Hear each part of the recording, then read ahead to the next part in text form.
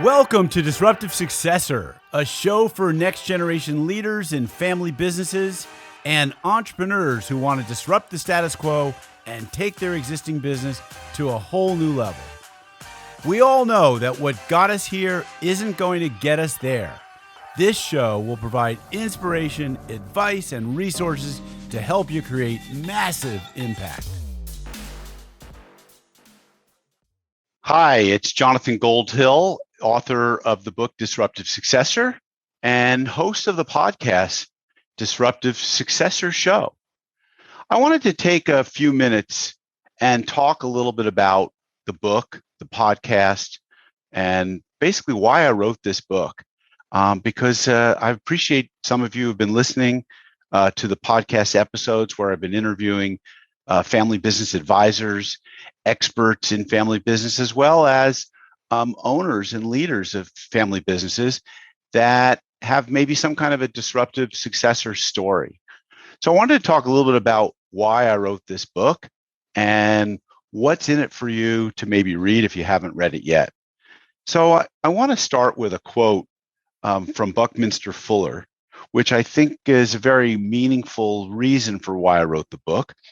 Bucky Fuller was an American architect and a systems theorist and futurist, and I had the good fortune of meeting him in my younger years. He was the inventor, most famously, of the geodesic dome, which he thought would be a perfect living home.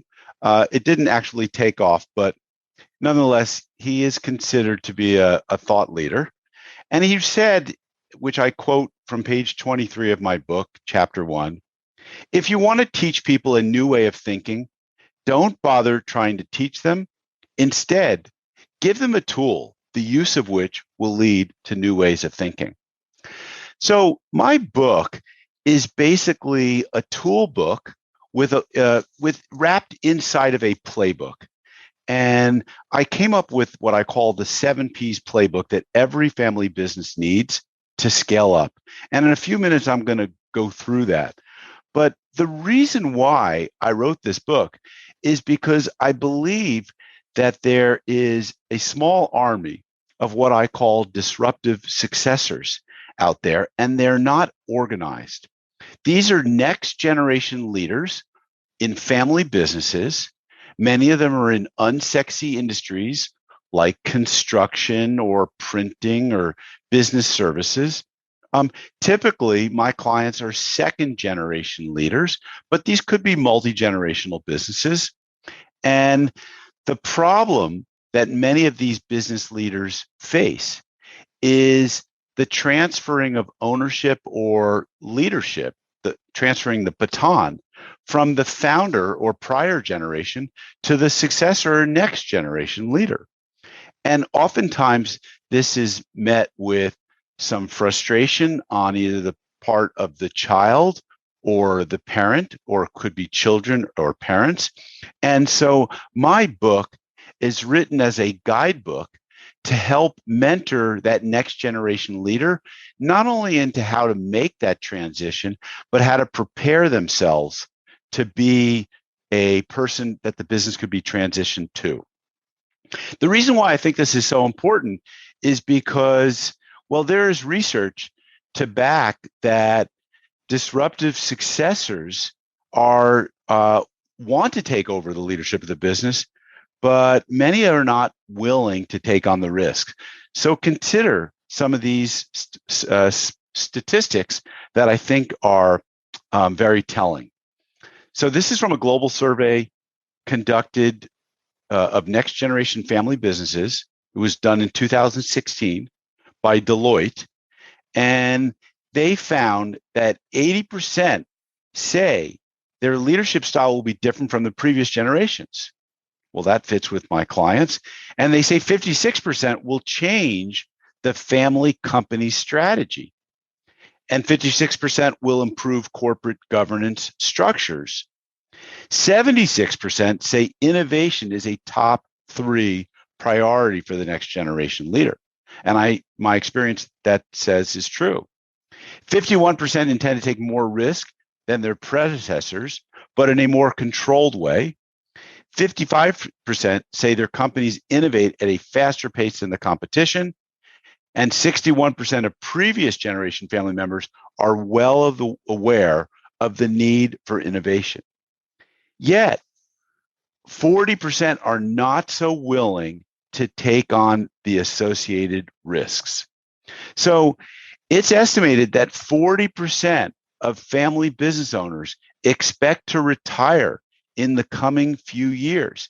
That's because we have a lot of baby boomer business owners who maybe are half planning to retire, but nonetheless, they would like to transfer to their Gen X or millennial children, but they may not be feeling that they are deserved or are ready to handle the reins. So as a next generation leader, you're going to need to think about what type of innovation you're going to bring to your business. Are you going to innovate your product or service, how it's delivered, how it's sold? Are you going to make some process innovations? Typically, that involves looking at how it's delivered, sold, collected, and technology is a great lever in this because technology has allowed us to not only change the business model, look at companies like Uber and Lyft and Airbnb and Pandora and Spotify. They have single-handedly changed things like the ride-sharing industry, the hotel and short-term rental markets, and the music industry. So there is lots of opportunities for you to apply things like artificial intelligence, technology, and then get yourself ready to grow. Because the truth is barring any innovations in product, process, or business model, you need to develop yourself as a leader and get yourself ready to grow. And you need to build a team of leaders. And it may be that some of the people in your organization who were hired by your family may not fit with some of the changes and the developments of this new iteration of the business. So you'll have to try and bring them along, or if not, you're going to have to provide them with a soft landing or exit in order for your founder, mother or father, or predecessor to be comfortable with the types of changes that you're proposing. So this is what I talk about in the first chapter of my book. And I talk also about beyond just this transitions require leadership development, that leaders need a playbook. And a playbook is basically like an operating system. Think of it as a sports team who has a playbook and they run a certain number of plays. And sports teams that have too many plays in their playbook, they can oftentimes lose focus. So having a simple and effective playbook is what you really need. And what do I mean by a playbook? I mean like an operating manual for how to scale the business up. So there are a lot of blind spots that we all have in running our businesses. And if you don't know what you don't know, then you can make a lot of errors. I love this quote. I put it in my book. It came from Donald Rumsfeld. It was kind of comedic to me at the time, but he said he was the former U.S. Secretary of Defense under the Bush administration. And he said, there are known knowns. There are things we know. We also know there are known unknowns. That is to say, we know there are some things we do not know, but there are also unknown unknowns. The ones we don't know. And it is the latter category that tend to be the difficult ones. And this is where the role, I think, of a coach or advisors play in your business is they can help you to see what your blind spots are and learn your blind spots so that you can become more effective as a leader. And what are examples of blind spots? These might be overestimating your strategic capabilities. These might be just not being coachable. These might be having a halo around certain people who you think can do no wrong in your company and whom you might be protecting. So these are types of blind spots that I'm referring to. And so I make it a rule of only coaching coachable people. And I tell my clients, I think they should only hire people who are coachable as well. So in this first coaching lesson, I'm taking a departure from my normal interview with a guest to introduce to you my book and my 7 P's playbook. And the 7 P's are purpose, plan, products, people, priorities, processes, and performance. With purpose, I say that if you want to 5 to 10x your business, then you need to redefine your purpose. It can't be your mother or father's purpose. Their purpose might have just been to provide support for the family, to put food on the table, to put a roof over your head, to maybe help get a second vacation home, to provide steady employment for some of your people. Your purpose might be wholly different. It might be much bigger. It might be much grander. It might be to provide challenges and opportunities for people to grow personally, professionally. It might be to touch a certain number of people's lives, or to be a leader in the community in which you serve, whether that's the local community or the industry that you participate in. Many of my clients are industry leaders. They take volunteer positions in their industry associations, and they try and drive improvements that affect the entire industry at large. So they see the bigger picture than just taking care of their immediate family or their immediate employees.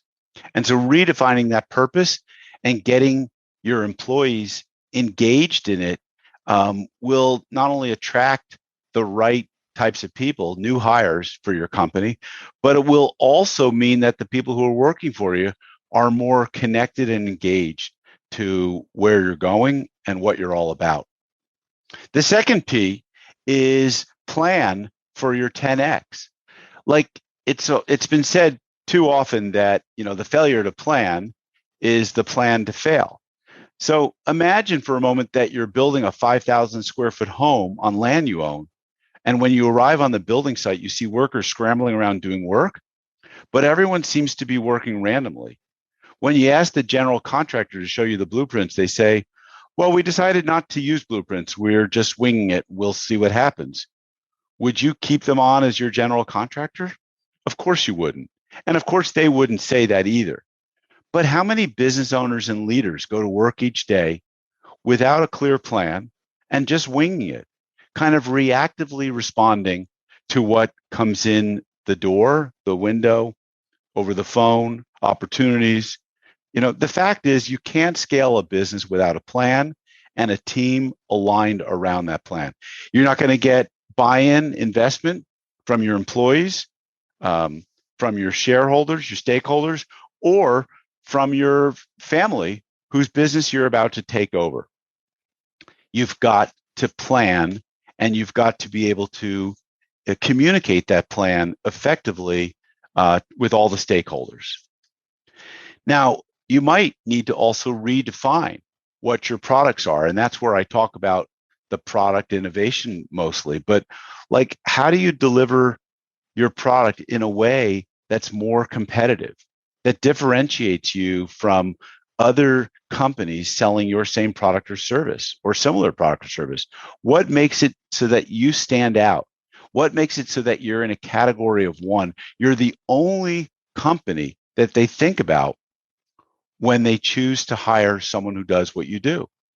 In a sense, that's what I did with my book. I tried to be the only person who coaches next generation leaders in family businesses, particularly construction companies or business services companies, where the disruptor is looking to take the business to a new level and wants a coach who specifically understands the dynamics of family businesses and has worked with other next generation leaders in family businesses.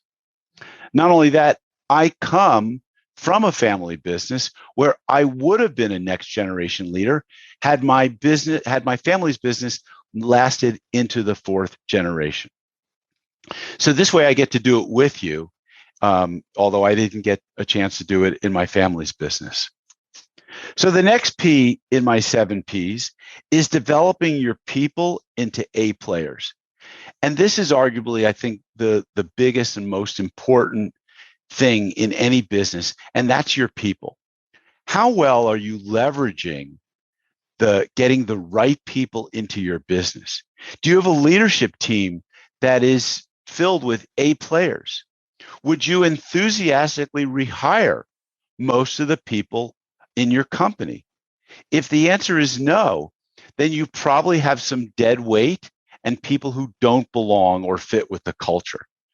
Building culture is so important in a business. I love this quote from Pat Lencioni from the opening lines of the 5 dysfunctions of the team, where he says something to the effect of, not finance, not technology, but people is your greatest competitive advantage. And it's true. If you have a great team, they will execute on a moderate or mediocre vision. If you have a great vision with not a good team, they won't execute as well. So that's the people element of the 7 Ps. The next thing is, in addition to a plan, you need priorities. What are the most important things that need to get solved today, this quarter, this year? What are the things that you're really trying to drive the business to accomplish? You need objectives, you need results, and you need to be able to manage and monitor how well you're working towards those things. It's not good enough just to work on projects for your clients. You have to look at your company as a project.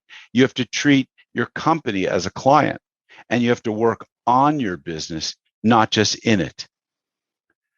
So to execute a plan, you need objectives, desired results, data and metrics, communication, and meetings to manage communication flow, to be clear on who's accountable, and to manage the time and priorities of yourself and others. And that's what I discuss in the priorities chapters of my book. The next P is dealing with your processes. You want to build a business that is systems dependent, not people dependent. That means you need processes that people can review and understand so they can run the business in your absence, so that they could leave for 2 weeks or 3 weeks and someone could step into their role or their job and fulfill that because there's a documented process. It is like cooking from a cookbook. We need recipes and we need a cookbook that is an overarching standard operating procedures or system operating manual for how the business is run. And then finally, the last P is performance. And these Ps don't go in any particular order. You could start anywhere, although I do like to start with purpose first. And so performance is about understanding the financial results of your business. But performance could arguably be the first thing that you start with. When I was younger, in my late 20s and early 30s, and writing business plans for clients, I always started with the financial section. I knew that if I could just figure out what is the revenue targets that they want to hit, what are the profit targets, and what results do they want to show on their balance sheet, that if I could figure those things out first, and in a sense, if I could figure out what is the return on the capital that they would like to see from investing in this business, then they could argue this is a great business opportunity, better than investing in a public company on the stock market and watching it grow. I can get a better return on investment from putting it into my own business. So you could arguably start with performance by creating a budget or a pro forma and figuring out where do you want to be a year from today, 3 months from today? What are those numbers? What are the results? And what is ultimately a return on your invested capital? So I explain all that in my performance section of my book. You could start with any P. You could go in any order. I like purpose first, but performance could arguably be a good first. And of course, people could be as well. So I hope this gives you a little taste of my book. This is Jonathan Goldhill telling you a little bit about my book, Disruptive Successor, a guide for driving growth in your family business. And my model is useful for any business in any industry, whether you are a family business or not. So I hope this was helpful. If you have questions, please reach out to me. You can download a first chapter of this book at my website, disruptivesuccessor.com. You can buy a copy of it on Amazon, and you can leave us a review there so that other people can find out about the book as well. Thank you very much, and make it a great year of scaling up in your business.